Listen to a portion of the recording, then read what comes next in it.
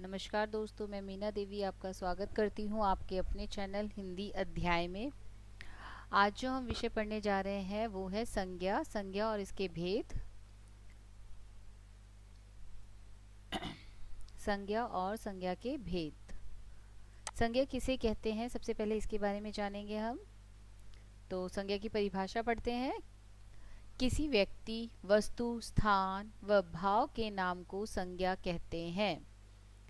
जैसे बंदर, केला, शेर, किसान, बचपना, हरियाली, आम और पीपल आदि। इस तरह से हमने पढ़ा है कि किसी भी व्यक्ति का नाम आए, चाहे वो पुरुष हो, चाहे वो महिला हो, चाहे कोई चीज हो, वस्तु हो कोई, या किसी भी जगह का नाम हो, दिल्ली, मुंबई, भारत, अमेरिका, या कोई भी भाव से संबंधित शब्द हो, हंसना, रोना, इस तरह के शब्द हो, तो वे सभी शब्द क्या कहलाते हैं? संज्ञा कहलाते हैं। जैसा कि यहाँ पे मैंने उदाहरण में भी लिखे हैं। बंदर जानवर का नाम है, केला एक फल है, शेर इसी तरह, किसान इसी तरह, बहुत सारे यहाँ उदाहरण में मैंने लिखे हैं। तो यहाँ पर मैंने स्थानों के नाम भी मेंशन किए कि अगर आपका कोई शहर आता है, मंदिर के जगह का नाम आता है, भवन, दिल्ली, या इस तरह के कोई भी स्थान मेंशन किए जाते हैं तो वो सभी भी संज्ञा ही कहलाएंगे। दूसरा आता है हमारा, जैसे जाति के को सूचित करते हैं, जो जो सिर्फ जाति के बारे में हमें बताते हैं जो शब्द, जैसे केला, बंदर, सैनिक, शेर, किसान, इस तरह के शब्द हैं। या फिर जो भावनाओं से संबंधित शब्द होते हैं, जैसे हंसना, रोना, खुश होना, हरियाली, खुशहाली, इस तरह के जो सभी शब्द आते हैं वे सभी शब्द हमारे भावनाओं से संबंधित होते हैं, वे सभी शब्द भी संज्ञा ही कहलाते हैं। इस तरह से हमने संज्ञा के बारे में पढ़ा है कि संज्ञा में किसी भी व्यक्ति का नाम आए, किसी भी वस्तु का नाम आए, किसी भी स्थान और जगह का नाम हो, या फिर कोई भी भाव से संबंधित शब्द हो, तो वे सभी शब्द क्या कहलाते हैं? संज्ञा कहलाते हैं। और अब हम पढ़ रहे हैं आगे संज्ञा के भेद। संज्ञा के मुख्य रूप से 5 भेद होते हैं। पहला होता है व्यक्तिवाचक संज्ञा, दूसरा होता है जातिवाचक संज्ञा, और तीसरा होता है भाववाचक संज्ञा, चौथा आपका द्रव्यवाचक संज्ञा, और पांचवा होता है समुदायवाचक संज्ञा। यहाँ हम ये भी बता दें कि जो छोटी क्लासेस होती हैं, थर्ड और फोर्थ क्लासेस, उनमें मूल रूप से 3 ही भेद करवाए जाते हैं, बाकी आगे बड़ी क्लासेस में उनको डिस्क्राइब किया जाता है। तो यहाँ हम सारे ही भेद पढ़ेंगे कि संज्ञा के मूल रूप से 5 भेद होते हैं। तो सबसे पहले हम पढ़ेंगे व्यक्तिवाचक संज्ञा किसे कहते हैं। इसकी पहले परिभाषा पढ़ेंगे। जिस शब्द से किसी विशेष व्यक्ति, वस्तु, स्थान या पदार्थ का बोध हो उसे व्यक्तिवाचक कहते हैं। जैसे मैंने इस परिभाषा में पढ़ा है कि कोई भी नाम मेंशन किया जाए किसी विशेष व्यक्ति का, जैसे राम, रोहन, रीमा, सीता, इस तरह किसी का भी नाम हो, किसी व्यक्ति का नाम हो, किसी फल का नाम हो, या किसी स्थान विशेष का नाम हो, या किसी वस्तु विशेष का नाम हो, तो वे सभी क्या कहलाएंगे? व्यक्तिवाचक संज्ञा कहलाते हैं। जैसे गीता, गीता किसी का नाम हो सकता है। नेहरू जी भी नाम है, जैसा आपको पता है। यमुना, यमुना एक नदी का नाम है। किसी भी चीज का नाम हो तो वो क्या कहलाता है? व्यक्तिवाचक संज्ञा। यहाँ पे यमुना एक नदी है, नदी का नाम दिया गया है, नदी का नाम दिया गया है, तो वो व्यक्तिवाचक है। राम, राम भी किसी का नाम हो सकता है। रोहन, गंगा भी इसी तरह से एक नदी का नाम है। आम, आम यहाँ पे लिखा गया है, तो आम यहाँ पे एक फल को संबोधित कर रहा है, तो आम भी क्या है? व्यक्तिवाचक है। और पूजा आदि, इस तरह से ये सारे शब्द हमें क्या बता रहे हैं कि किसी व्यक्ति विशेष या व्यक्ति विशेष, वस्तु विशेष या स्थान विशेष का जब हम नाम बताते हैं किसी वाक्य में, तो वो व्यक्तिवाचक संज्ञा कहलाता है। और इसी तरह से दूसरे पर हम जाएंगे। दूसरा जो भेद है वो है जातिवाचक संज्ञा। जाति, जैसा कि इस जाति से ही हमें पता चलता है, जब हम संपूर्ण जाति का जाति को संबोधित करते हैं, संपूर्ण जाति के बारे में बताते हैं, तो वो जातिवाचक कहलाता है। जैसे इस परिभाषा में लिखा गया है, जिस शब्द से किसी जाति का बोध हो, किसी एक विशेष जाति का हमें पता चले। जैसे फल, फल बहुत सारे हो सकते हैं। अगर किसी वाक्य में फल लिखा हुआ होगा तो वो जातिवाचक कहलाएगा। अगर आम लिखा हुआ है, केला लिखा हुआ है, सेब लिखा है, तो वो आपके व्यक्तिवाचक कहलाएंगे, क्योंकि वो विशेष नाम है। अगर वो किसी एक जाति को संबोधित कर रहा है तो उसे जातिवाचक कहेंगे। जैसा मैंने फल का उदाहरण दिया, इसी तरह से यहाँ पे और भी उदाहरण लिखे हुए हैं। लड़का, लड़का आपका, जैसे इस शब्द को पढ़कर हम बता सकते हैं कि लड़का शब्द है तो लड़का एक जाति को संबोधित कर रहा है, जिसमें लड़के छोटा, बड़ा, मोटा, पतला कैसा भी हो सकता है। यहाँ एक बॉय को रिप्रेजेंट कर रहा है, एक लड़के को। अगर वहां पर उसका नाम मेंशन नहीं किया गया है। अगर नाम दिया जाता तो वो व्यक्तिवाचक कहलाता, लेकिन यहाँ पर उसकी जाति संबोधित कर रही है लड़का। लड़का कई रूप में हो सकते, लंबे, छोटे, मोटे, पतले, तो एक जाति को संबोधित कर रहा है लड़का, तो ये शब्द जातिवाचक कहलाएगा। इसी तरह से फल का मैंने आपको उदाहरण दिया था। दूसरा यहाँ पर उदाहरण लिखा हुआ पुस्तक। पुस्तक पुस्तक भी इसी तरह से पूरी जाति को संबोधित कर सकती है। पुस्तक में आपकी हिंदी, गणित की, अंग्रेजी की पुस्तक हो सकती है। यहाँ पे पुस्तक का नाम मेंशन नहीं किया गया, इसीलिए ये जातिवाचक है।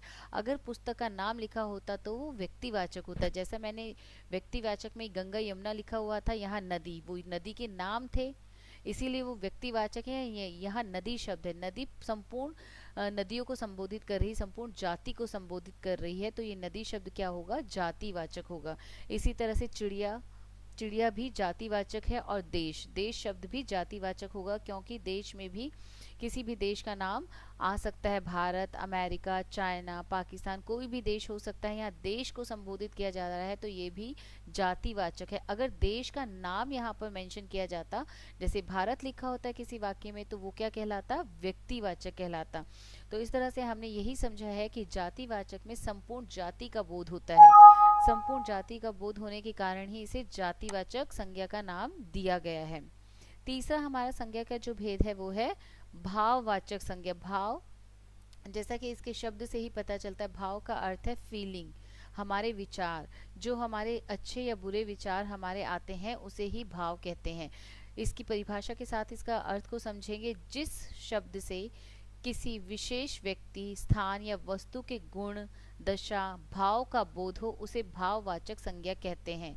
किसी भी वाक्य में उसकी फीलिंग का पता चले, उस वाक्य के अनुभव का हमें पता चले, तो वो क्या कहलाते हैं, भाववाचक। जैसे हरियाली, आज बहुत हरियाली है, तो हरियाली शब्द क्या हो रहा है, मौसम को संबोधित कर रहा है, तो वो भावनाओं को हमारी बता रहा है, तो वो भाववाचक है। ममता, ममता शब्द भी भाववाचक होगा। किस तरह से कि माँ की ममता बहुत अधिक है, तो ममता शब्द भी प्यार को संबोधित कर रहा है, प्यार की फीलिंग ला रहा है, तो हमारी भावनाओं को जगा रहा है, तो ये भी भाववाचक है। इसी तरह बचपना, बुढ़ापा, जवानी, अपनापन और घबराहट आदि शब्द भी भाववाचक संज्ञा के ही उदाहरण होते हैं। जैसे इसके कुछ वाक्य मैं कहूंगी,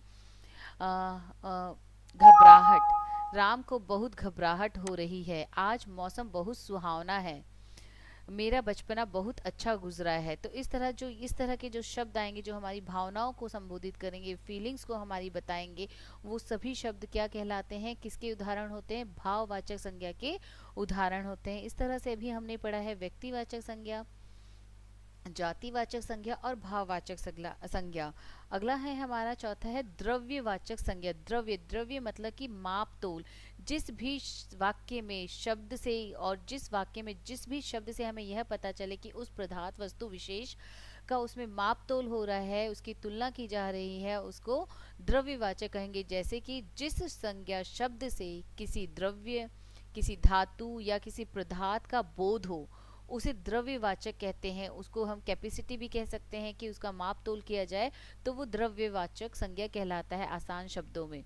जैसे घी हम किलो में लेते हैं, लीटर में भी कई लोग लेते हैं। तेल है, जल, दूध, पीतल, तांबा, लोहा, सोना, चांदी और गेहूं आदि, ये सभी उदाहरण हैं द्रव्यवाचक के, जिसमें कि किसी भी वस्तु विशेष या पदार्थ विशेष के का माप तोल होता है, उसे द्रव्यवाचक संज्ञा कहते हैं। और किसी भी वाक्य में इस तरह के जो शब्द आते हैं, वो शब्द किसके उदाहरण कहलाते हैं, द्रव्यवाचक संज्ञा के उदाहरण कहलाते हैं। अगला हमारा है पांचवा है समुदायवाचक संज्ञा।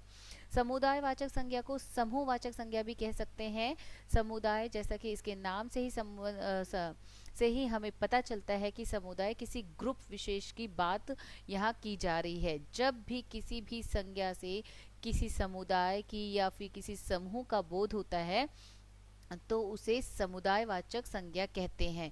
जैसे कि भीड़, भीड़ में बहुत सारे लोग इकट्ठा होते हैं। इसी तरह सभा, सभा में भी बहुत सारे लोग होते हैं। दल, परिवार, झुंड, झुंड यहाँ पर मनुष्य का भी हो सकता है, झुंड जीवों का होता है, लोगों की तो भीड़ या सभा ही होगी, तो झुंड ले सकते हैं। समिति और टोली, इस तरह के जो शब्द ग्रुप को रिप्रेजेंट करते हैं, ग्रुप को संबोधित करते हैं, वे सभी शब्द समुदायवाचक संज्ञा के उदाहरण कहलाते हैं।